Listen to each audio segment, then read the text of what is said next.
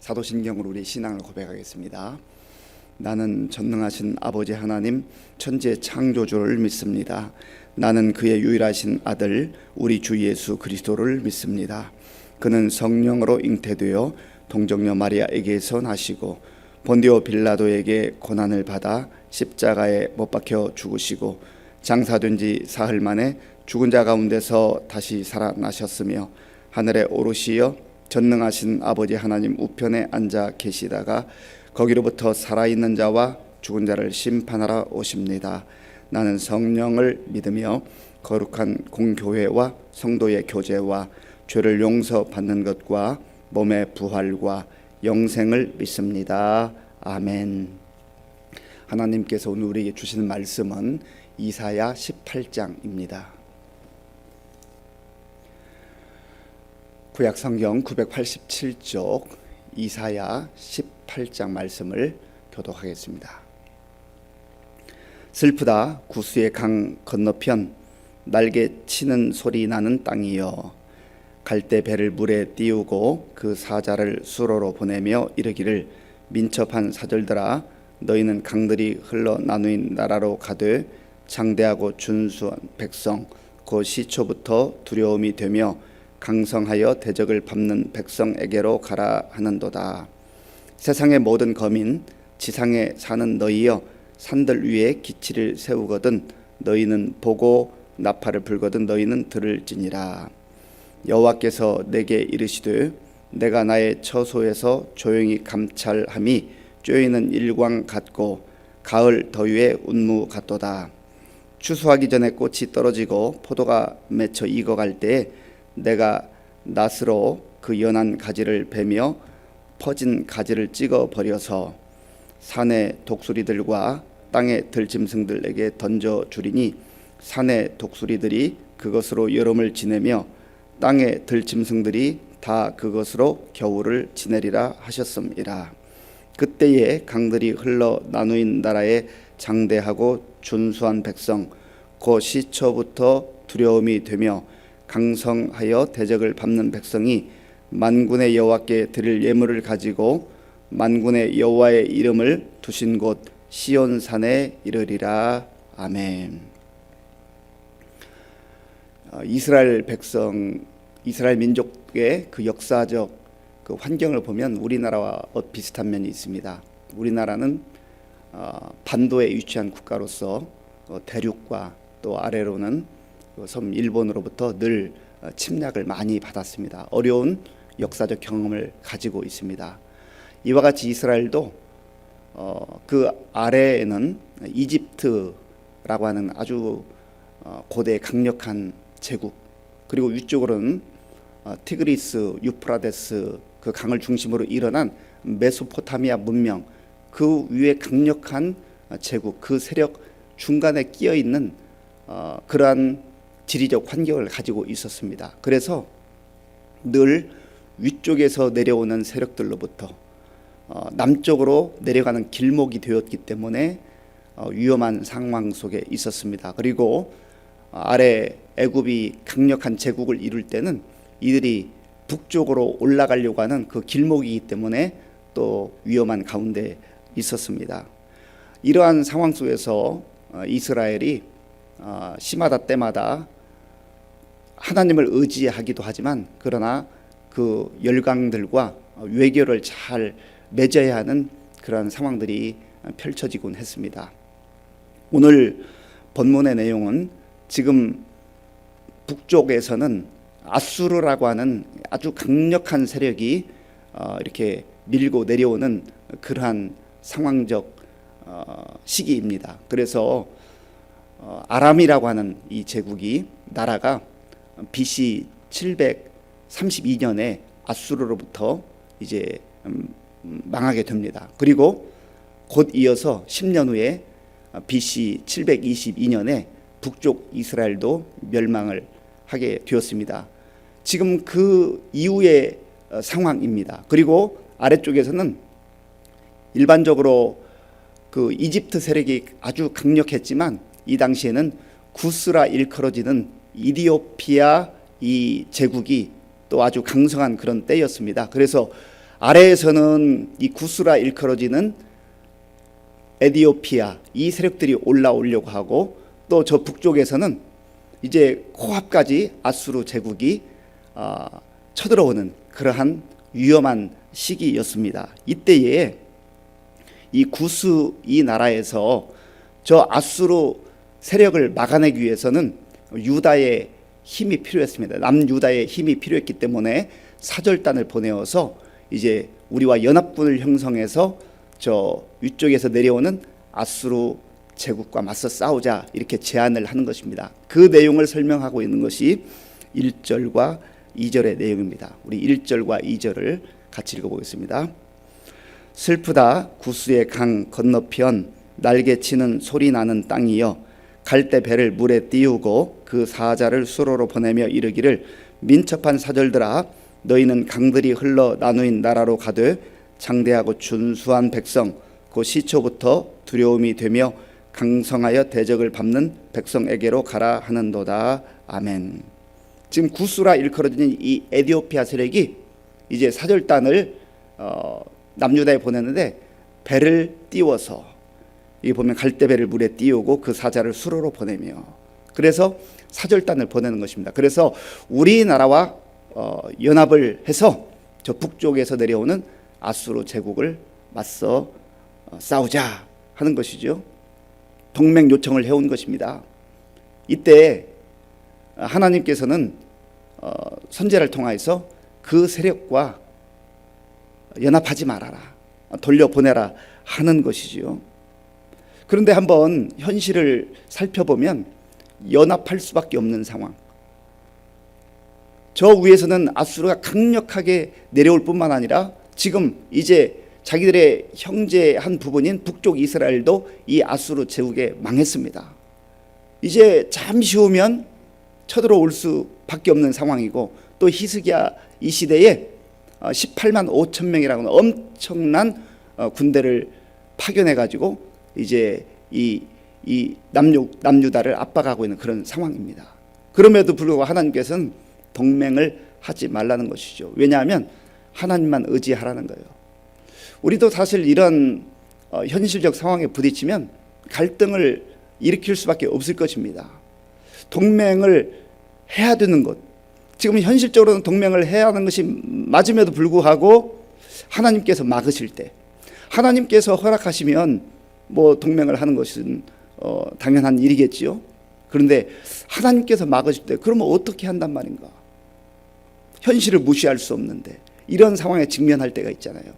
그래서 우리가 하나님을 의지하고 하나님을 신뢰하고 살아간다고 하면서도 현실의 문제에 직면할 때 참 곤란할 때가 있어요. 하나님, 그래도 현실은 현실이지 않습니까? 그런데 하나님께서 특별히 막으시는 경우들이 있어요. 우리에게 말씀을 통해서, 또 기도를 통해서, 또 주변에 있는 영적 지도자의 조언을 통해서 막으실 때가 있어요. 특별한 경우가 있습니다. 그때에 우리가 어떤 선택을 할 것인가 하는 것이 참 중요한 것이죠. 이것이 바로 지혜이기도 하고 영적 분별력이기도 합니다. 하나님께서 항상 막으시는 건 아니지만, 그러나 하나님께서 말씀으로 우리에게 동맹을 막으시는 경우에 우리가 그 선택의 기로에 있어서 과연 어떻게 해야 될 것인가, 참 쉽지 않은 문제이지만, 그러나 우리가 하나님 앞에 엎드려 기도하는 이유가 거기에 있는 것 아니겠어요? 하나님 잘 모르겠습니다. 지금 현실적 상황은 이런데 어떻게 해야 맞는 것이죠? 하나님께서는 왜 막으시는 겁니까? 동맹을 해도 지금 될까 말까 하는데 하나님 어떻게 하면 좋습니까? 기도할 때 하나님께서는 시마다 때마다 우리에게 필요한 지혜를 주시고 피할 길을 내어주시고 하나님께서 함께 하시는 은혜를 덧입혀 주시는 것입니다. 그래서 끊임없이 쉬지 말고 기도해야 될 이유가 여기 있는 거예요. 우리 힘으로 내 생각으로 다 해결할 수 있을 것 같으면 하나님 찾겠습니까? 하나님 찾지 않죠. 그래서 어떤 경우는 문제와 시련이 우리를 힘들게 하고 아프게 하기도 하지만, 그러한 문제와 시련과 기도의 제목을 통해서 끊임없이 하나님 앞에 나아가도록 그렇게 하는 것이죠. 그런 측면에서 보면 고난도 역경도 아프고 힘들기는 하지만 그것이 축복의 통로가 될 때가 있고 하나님의 은혜를 깊이 경험하는 그러한 기회가 되기도 한다고 하는 것입니다. 3절에 보면 하나님께서 말씀하세요. 3절 제가 읽어보겠습니다.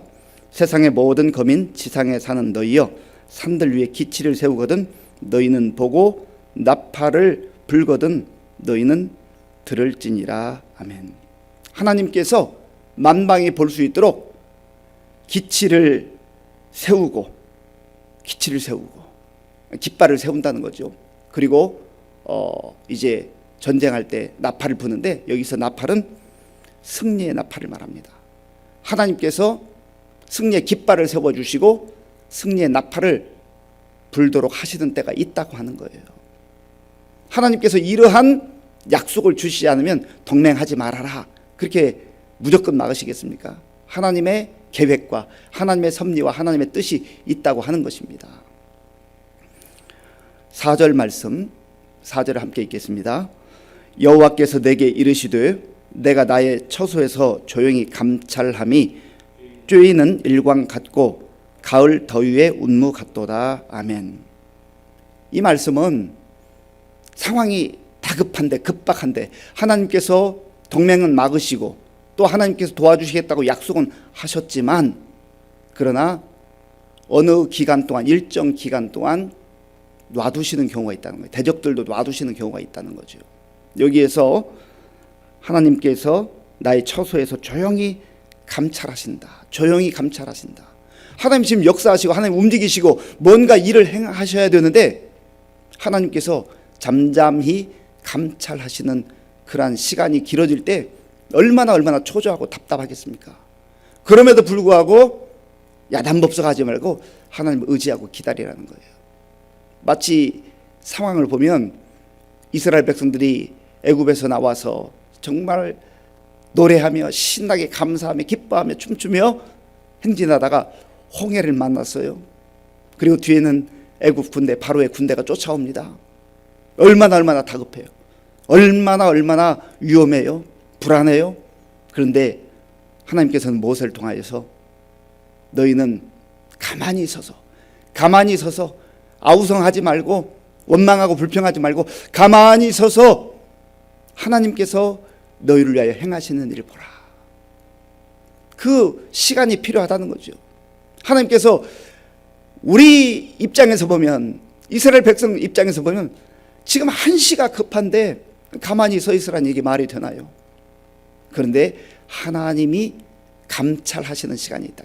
하나님께서 눈여겨보는 시간이 있다. 그래서 쬐이는 일광 같고 가을 더위의 운무 같도다. 이 말씀은 선인에게도 악인에게도 하나님께서 햇빛을 그저 일반적 은총으로 내려주시는 때가 있다는 거예요.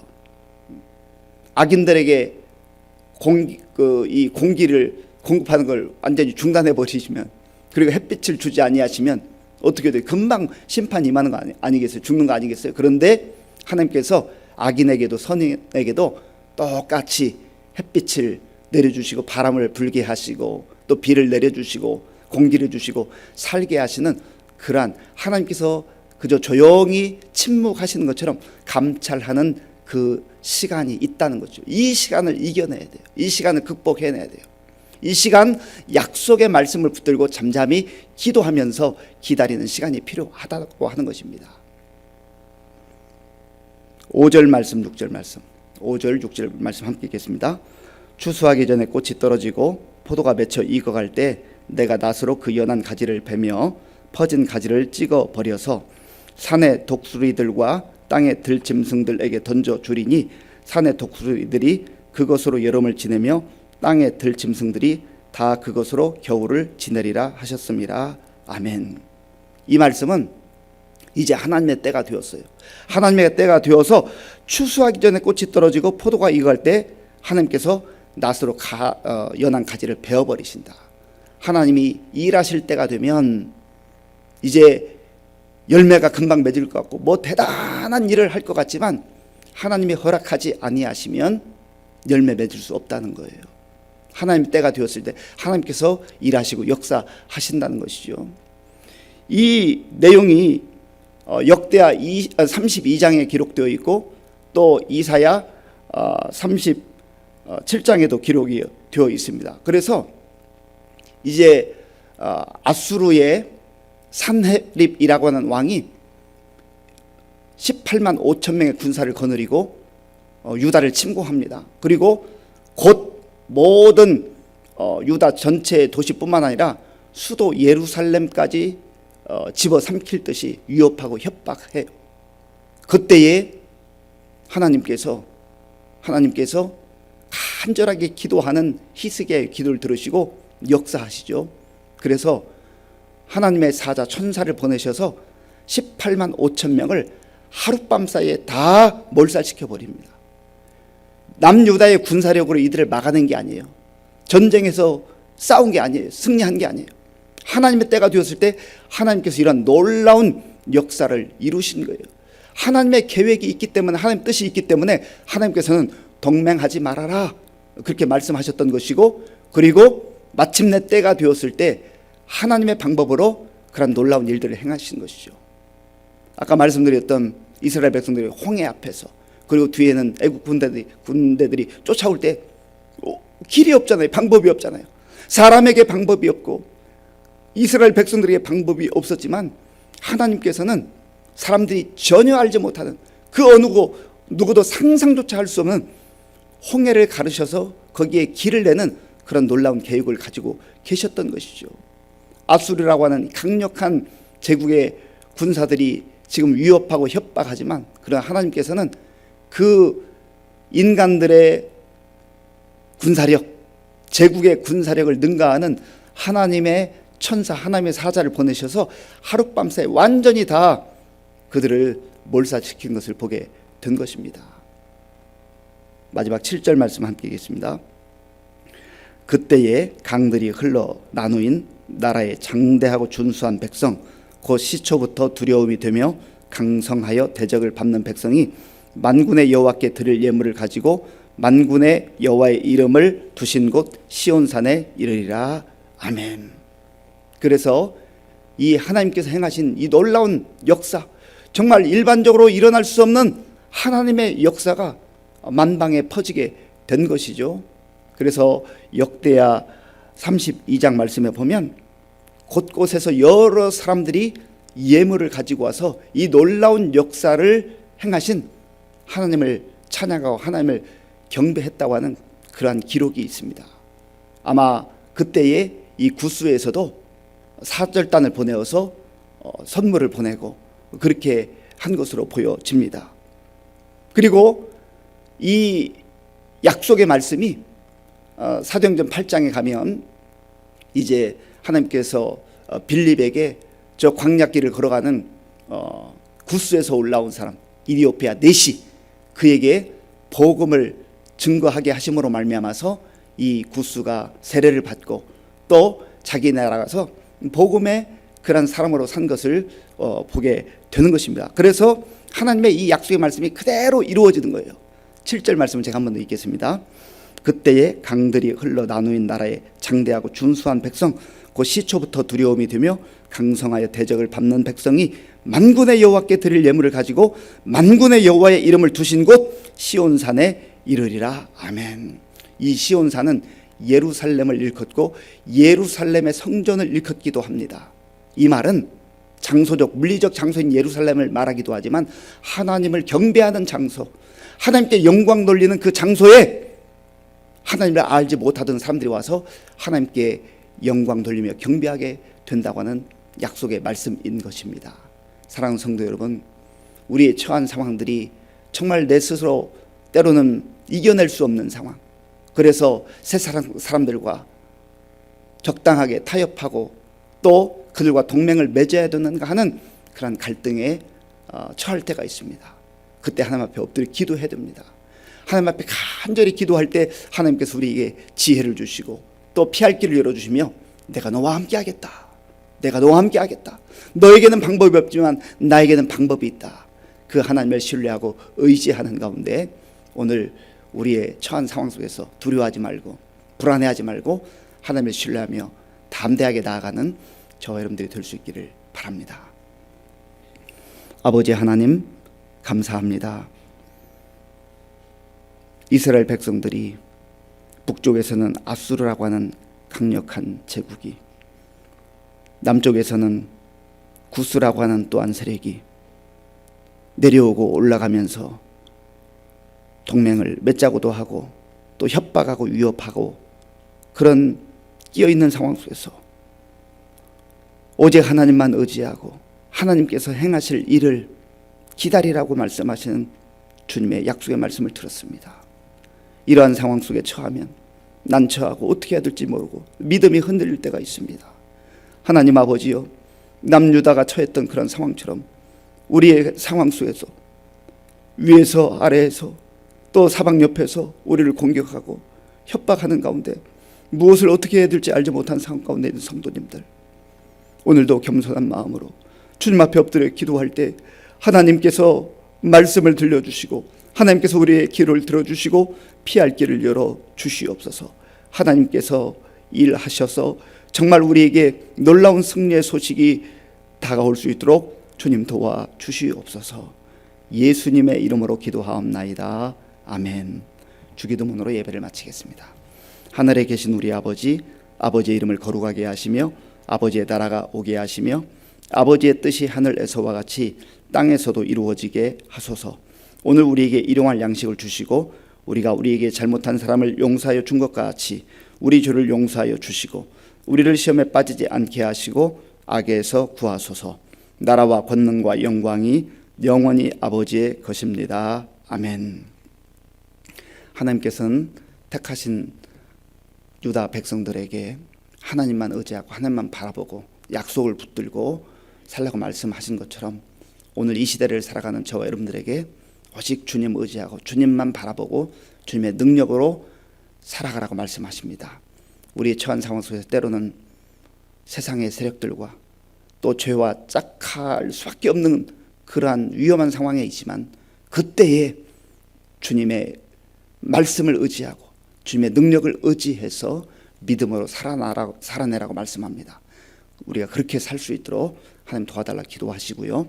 또 나라와 민족을 위해서 그리고 우리나라 정말 이제 각 부분의 지도자들이 바뀌었는데 대통령을 유시해서 지자체 지도자들이 하나님을 두려워하고 또 우리 국민을 위해서 일할 수 있는 그러한 일꾼들 되게 해달라 기도하시고요. 우리 교회와 성도님들을 위해서 기도할 때 특별히 우리 교회가 예수님 안에서 함께 웃고 함께 오는 성령 공동체로 정말 하나님 기뻐하는 그러한 삶을 살아갈 수 있도록 또 우리 어르신들과 또 다음 세대를 위해서 기도해 주시고 환우들 위해서 기도해 주시기 바랍니다.